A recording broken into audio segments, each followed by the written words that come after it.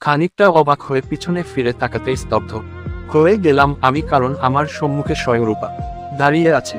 রূপা কিছুটা তাচ্ছিল্যের হাসি দিয়ে বলল, আমার ছোট বোনের জন্য বেঁচে গেলি, না হলে আজ ট্রাকের তীব্র আঘাত তোকে সম্পূর্ণ মৃত্যুর দখলে নিয়ে যেতে সাহায্য করত। এই মুহূর্তে অবাকের শীর্ষস্থানে অবস্থান করছি আমি। তার মানে রূপা আমাকে চিনতে পেরেছে। ভেবেছিলাম নিজের করা জঘন্য কৃতকর্মের জন্য কিছুটা হলেও অনুতপ্ত, কিন্তু আমি ভুল ছিলাম। তবে আমার মন ঠিকই বলেছিল কুকুরের লেজ সে। অতঃপর রূপা আবার বলল, কি ভেবেছিস শিকারী হয়ে তোর মতো বনের এক ক্ষুদ্র পশুকে কে চিনতে পারবো না? হাস্যকর। এতে কোনো অনুশোচনা বা ভ্রুক্ষেপ নেই আমার, যে আমার জন্যই আমার বোনের আজ এই অবস্থা। কিন্তু আফসোসের যাত্রায়ও তুই বেঁচে গেলি। ঠিক কতটা দুর্গন্ধময়, ময়লা আবর্জনায় ভরপুর তোমার মনটা। তুমি এত নিকৃষ্ট কেন?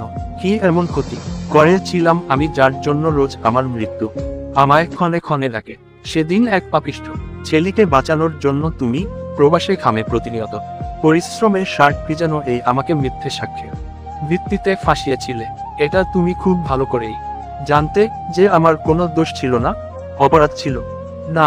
আমি নির্দোষ, নিরপরাধ। তারপরেও তুমি আমায় মিথ্যা সাক্ষ্যের ভিত্তিতে দোষী রূপে সাব্যস্ত করেছিলে, যার জন্য আমায় 15টা বছর নরক যন্ত্রণার আর্তনাদে প্রতিনিয়ত ব্যথায়, যন্ত্রণায়, বেদনায়, কষ্টে কাতরাতে হয়েছিল। তবুও হয়তো ভেবেছিলাম নিজের করা জঘন্য কাজের জন্য তুমি অনুশোচনায় ভুগছ, অনুতাপের শিকার হতে বাধ্য হচ্ছ। কিন্তু আমি ভুল ছিলাম, বেঠিক ছিলাম, ভুলিয়ে গিয়েছিলাম। তুমি তো কোনো মানুষ না।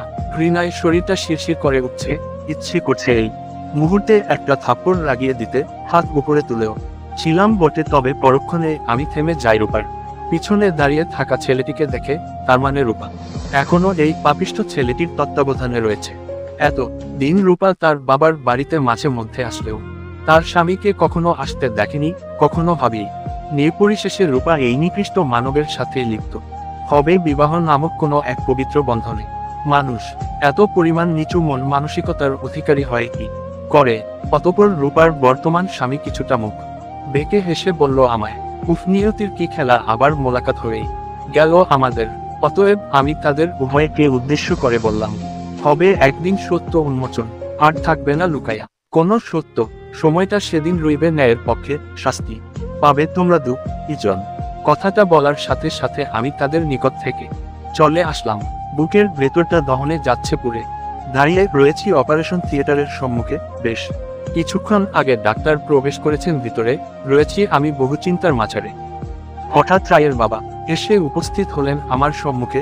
সঙ্গে সঙ্গে দুটো থাপ্পড় লাগিয়ে দিয়ে উচ্চ কণ্ঠের সুরে আমায় বললেন, শুধু তোর জন্যই আজ আমার মেয়ের এরূপ যন্ত্রণা দায়ক করুণ অবস্থা। কেমন স্বামী তুই, নিজের স্ত্রীকে দেখে শুনে সামলে রাখতে পারলি না? নিচু মাথা, গালে হাত দিয়ে নিস্তব্ধ হয়ে দাঁড়িয়ে রয়েছি আমি। অতঃপর চলে গেলেন তিনি। রয়েছি একইভাবে। আজ যদি উনি জানতেন ওনার বড় মেয়ের ঘৃণিত মন মানসিকতার কথা, তাহলে হয়তো সবচেয়ে বেশি তিনি রূপার দিকে আঙুল তুলে ঘৃণিত নারী হিসেবে চিহ্নিত করতেন সবার সম্মুখে। এখনো মনে পড়েছে বৃষ্টি ভেজা গভীর রাতের স্মরণীয় প্রতিটা মুহূর্তগুলোর কথা।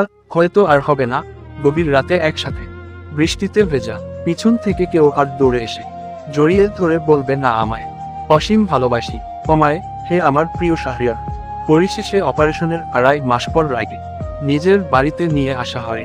এখন সার্বক্ষণিক রায়ের নিকটেই থাকতে হয় আমায় প্রতিনিয়ত। রায়ের বিভিন্ন অসুবিধার মোকাবেলা বিরক্তহীন ভাবে করতে হয় স্বয়ং আমাকে। তবে এতে কোনো ভ্রুক্ষেপ বলতে কিছুই অন্তত আমার নেই, কারণ সত্যি বলতে আমার জন্যই রায়কে আজ বাস্তবতা এক পা হিম করে দিয়েছে। কিন্তু কেন যেন দিন দিন রায়ের বাবার সম্মুখে আমি একজন ঘৃণিত ব্যক্তি হিসেবে চিহ্নিত হচ্ছি।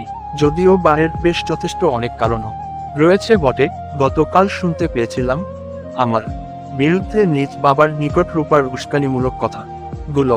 আজ যখন রায়কে কোলে করে ওয়াশরুমে নিতে গিয়ে স্লিপ কেটে পড়ে গিয়েছিলাম, তখন আমার থেকেও তীব্র যন্ত্রণার সম্মুখীন হয়ে নিজেকে আমার সামনে যন্ত্রণাহীন হিসেবে সাব্যস্ত করার বৃথা চেষ্টা করেছিল রায়। একটু শব্দ অবধি করেনি সে, কিন্তু তারপরও খবরটা যেন মুহূর্তেই ছড়িয়ে পড়ে সারা বাড়িতে। সবাই দৌড়ে এসেছিল রুমে।